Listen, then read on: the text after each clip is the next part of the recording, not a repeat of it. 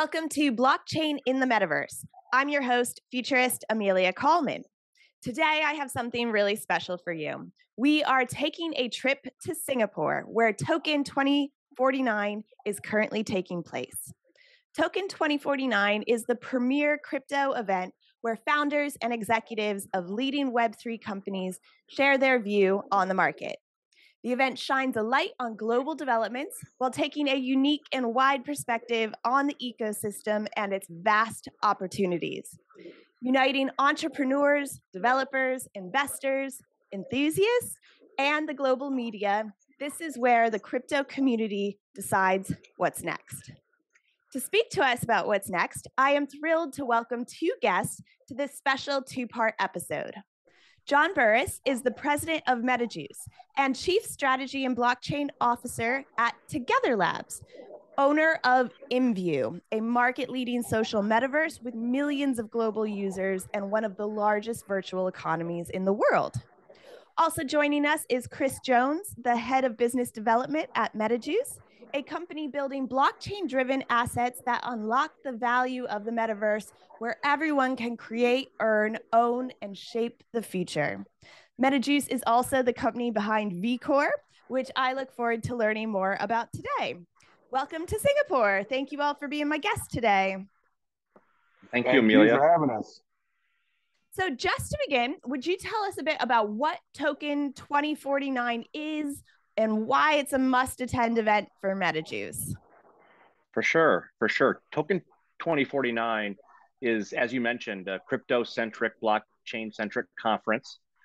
They're known to have two conferences, one in London and one in Singapore. The Singapore one, actually both of them, are to your early introduction, really are the coming together of leaders in the space to interact, discuss, break deals, and really kind of plan, kind of what's next in the space.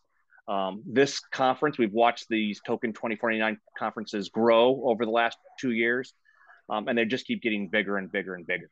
And honestly, despite regardless of the current market conditions of various assets in the space, the energy at these conferences is always very high, and attendance is super high.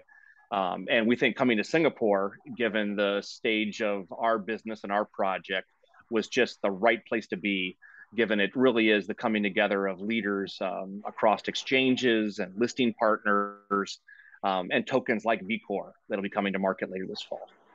And I'd add to that, one of the great things about this industry that we're in is that it is a truly global industry. And so we have worked with partners from all over the globe. And obviously during the pandemic, we didn't get to connect with those partners. So being able to come to Singapore, a real hub for the blockchain and crypto space in Asia and connect with those partners has been great. And is there a significance to 2049? Is that the tipping point of when crypto is going to take over the world? I think it's a good question. I think the founders of the conference have never quite shared why they picked 2049, right? There's a throwback to a Harrison Ford movie, right? Of 2049 being kind of a future date when things could change. A little research showed that 2049 could be a lucky number, or a number that talks about the future being bright. I like so that. Hard to tell, but it. I like to think it probably speaks to both, right? Both a little science fiction in the future, as well as maybe a little bit of good, karma coming from maybe a number that could be lucky in some venues. I like that. That's great. Yeah. One thing I know about Token 2049 is that it's not just a focus on what's happening in the market today, but it's also a look at the bigger picture of what's to come. And I know MetaJuice is going to play a big role in what's to come with the launch of VCore. So wondering if you can share with us a bit about what VCore is and why it was important to be at Token 2049 with it today. That's right. VCore is really the third crypto asset that we think rounds out the set of assets that are needed to build the future economy of the metaverse. So not to go too far back in history, but we've launched a token called Vcoin, which behaves like a stable coin, like digital cash for the metaverse. Super popular on our platform. We have just about 1 million active wallets on the InView platform today. And then we've introduced, in fact, this week, a full integration of NFTs, of digital items in the metaverse. So we sell on our platform, actually our users, our creators sell millions of digital items every month to each other. And to have those be NFTs that enable true ownership and resell is and was kind of step 2. Step 3, and the final complementary asset, is vCore. vCore will be an exchange listed token. So the price of vCore will be volatile, will go up and down. It'll behave a lot like maybe digital gold for the metaverse. To the introduction, it'll be a big part of unlocking the value of the metaverse and allowing all the users of the metaverse to participate in the future. That can be kind of high level. So to kind of, share a little more detail, vCore will be a key component of the economy of the metaverse. So it'll be used to mint NFTs, to purchase digital items. It'll be used to purchase kind of access, like our VIP access at InView or Access Pass over time. It'll be a key component of social play or gameplay in the metaverse. So we're going to make sure that users on our platform, our most active users, can earn vCore. And then it'll be a key component of governance, or helping the users that are holding vCore will have the ability to shape the future of the metaverse, have a vote and say in the future of the metaverse. So it's really a unique asset that, back to the earlier point, will complement both Vcoin and NFTs on our platform. John mentioned NFTs. We just launched NFTs just this week and made them available on our iOS app. They'll be available on the Android app next week. And that's a real testament to our development team, because getting NFTs launched onto mobile is no small feat. And we work closely with the stores in order to make sure that they understood the value of NFTs to our users and what's in our platform and how it fits within our ecosystem. So we're pretty excited about that. That is really exciting. I think with NFTs, we are only just kind of scratching the surface of what's possible when it comes to utility and how they serve us. And just for anyone who's watching who may not yet kind of fully grasp the benefits when it comes to crypto and blockchain technologies, what are some of the biggest advantages that they can offer? And what does this mean for an average person? So NFTs are non-fungible tokens. The way we see it in the metaverse, the first key component is around kind of that NFT enables is ownership. So for the first time, a user will really own the digital item that they just purchased, whether it's virtual clothes for their avatar, whether it's new avatar shape, whether it's furniture for their in the metaverse, or a piece of land that they've purchased. That NFT will communicate and authenticate true ownership of that item. And for us, it opens up a whole new set of capabilities that our users, our millions of global users, haven't to date had access to. So because they own this item, or this item that's proven via the NFT, they'll be able to resell the items that they've purchased or earned for the first time. They'll be able to give that item to another user on the platform, right? They'll be able to relist that item for sale, not only in the marketplace inside InView, but outside on other marketplaces like OpenSea or the Immutable X marketplace, who's one of our key partners around NFTs. So this idea of NFTs and authentication and ownership, huge part. For our creators, those that are creating these digital items that become NFTs, for the first time, they'll be able to have true authentication of the items that they've built or that they've made, tied to their name, their brand. They'll be able to create limited edition items, so 1 of 10 or even 1 of 1 items, unique items. Prior to this, every item that is in the InView marketplace could be sold an unlimited number of times. So the creators are going to have more control over how those things are sold. And then if an item is resold in a marketplace, that creator, that original creator, will also earn a small portion of that second resale. So it really, as we talk about kind of enabling the next generation of the virtual economy, NFTs are a key part of that, not only for the end users and the community, but also for the creators and the earners that are behind all these creations. So it really is a key center point of a crypto-led economy. Just from the perspective of, if you think long-term about people engaging in the metaverse, in virtual worlds, for us to have a viable place where you can be yourself, whatever that means, it being expressed through your avatar and through the goods that you have in that space. We don't necessarily all want to have the exact same thing that everyone else has. So NFTs allow you to express your own individuality within this virtual world where now so many of us are spending much more of our time.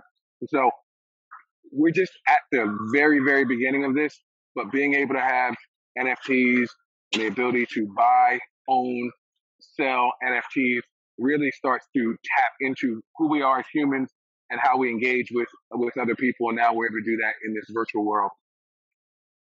Absolutely. And I had a great interview with Ashley Hunt a month or so ago where she showed me around the InView site and the marketplace. And I can just imagine that now adding NFTs in there, the possibilities of what people can create and develop. And then also, to think that you can make a living and support yourself by what you create in these spaces and sell. One thing I also think is coming is I think there's an opportunity here around like rentals of NFTs. Is that something that you guys are thinking about? We think that there's an opportunity both from an innovation perspective to do some things that are really innovative in that area, but more importantly, again, coming back to how we engage as humans and the spaces and places that we'll occupy in the virtual world. Some of those places we'll want to own, like the land ownership that we're seeing happening. But some of those places we'll want to be able to rent, have temporarily, utilize for particular purposes in a shortened period of time. And so having that capability allows us to engage within the metaverse in a way that feels normal and regular to us, and also allows owners to extract value out of spaces that they own, but also users to be able to access value in spaces that they don't own. So one thing that I think about a lot is this idea that if there's a lot of different metaverses developing their own meta tokens or their own cryptocurrencies, where does the industry currently stand on interoperability? And how important is it? And also, is it achievable? I think it is. I think it's the right goal too. And I think the industry, and really probably pushed on by the Web3 blockchain companies, is talking more and more and more about interoperability, right? And open metaverses. And we're a big fan of that.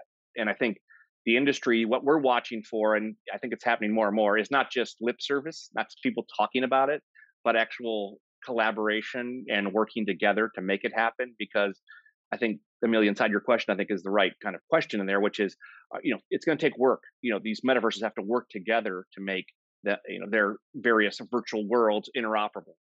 So if we want to sell digital items in our marketplace that can also be used at Sandbox or over at Decentraland, there has to be a little bit of collaboration with each other to make sure that happens, or at least those standards need to be open. And I think it will come. We're actually doing things where, because we think it's probably a friendly way to start, we've launched some NFTs, say that were sold in Decentraland, and then activated those, made those available to users inside InView. And we hope to do that more and more and more, that if you've bought an NFT, could be, a Snoop avatar at Sandbox, could be a clothing item at Decentraland or something else somewhere else. We're going to kind of start to pick those off and make those available inside InView. So if we can authenticate based on your ownership that, hey, you actually own that item, we can maybe make that real inside our metaverse. Long term, maybe things can happen without the companies being involved, the various platforms. But today it's going to take true collaboration between these various metaverses or virtual worlds to make it possible. Yeah, and part of how we're supporting that and encouraging that is through our participation with some of the industry groups. Blockchain Games Alliance. We're talking to the Open Metaverse Alliance, because as John said, we're big believers in this area and think that it will add value for users in the long run. And really, that's what we're trying to do.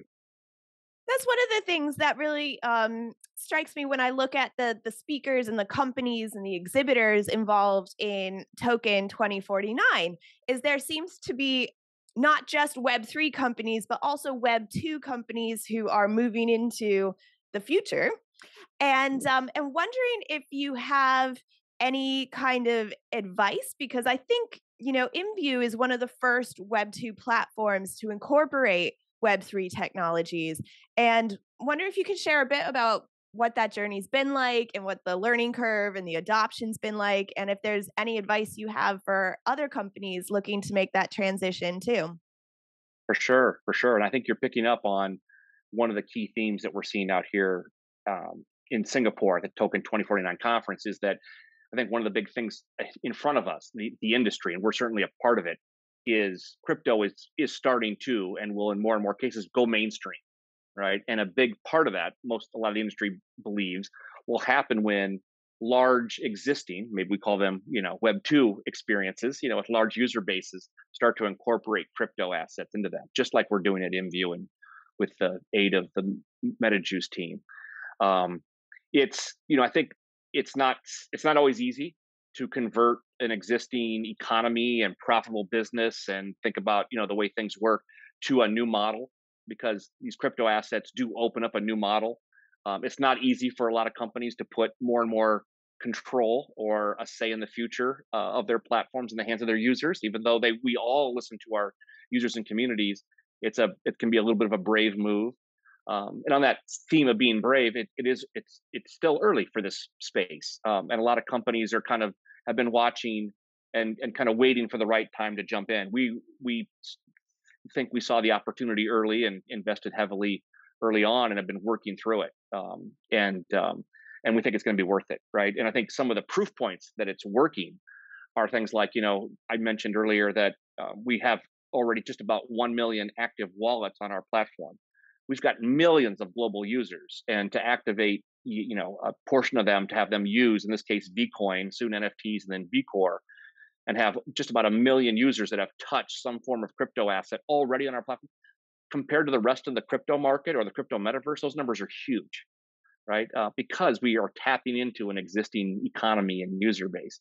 And we think the same thing will happen with NFTs. We expect to be one of the largest, if not the largest, NFT economy in the crypto metaverse in the next 12 months. And then we would hope, and our business plan is that then with Vcore, as that token's introduced as well, to be one of the largest, most widely used tokens. And not because we're, deploying magic here, but because we're integrating all these assets and these capabilities into a very large existing economy. It's really part of the magic. And I think as we see that happen, as the future unfolds and larger companies, larger platforms integrate these assets, we think it'll just grow and grow and grow, become more and more mainstream as well. In terms of, as a Web 2 company thinking about Web 3, one of the things where we had a real advantage is that we had an existing user-led economy, an economic flywheel that exists. And so for our users, us integrating, NFTs, for example, or a currency into the platform doesn't have to result in massive changes in behavior for them. We don't have to create new incentives. They were already developing, 7,000 to 10,000 new items on a daily basis.